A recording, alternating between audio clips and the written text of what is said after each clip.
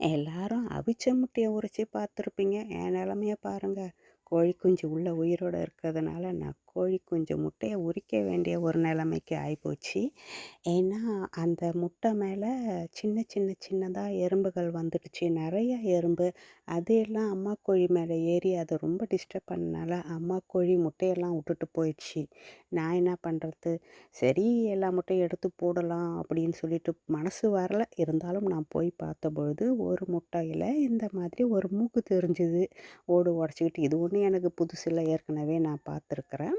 அப்போ சரி, இவர நம்ம காமந்து பண்ணுவோம் அப்படின்னு சொல்லிட்டு தான், நான் பச்சை முட்டைய இப்போ உரிக்கிற வேலை பண்ணிட்டுருக்கிறேன். இத உரிச்சு நான் எப்படி ஜெயிச்சேனா, இல்லையான்றத நீங்க அடுத்த வீடியோல பாருங்க.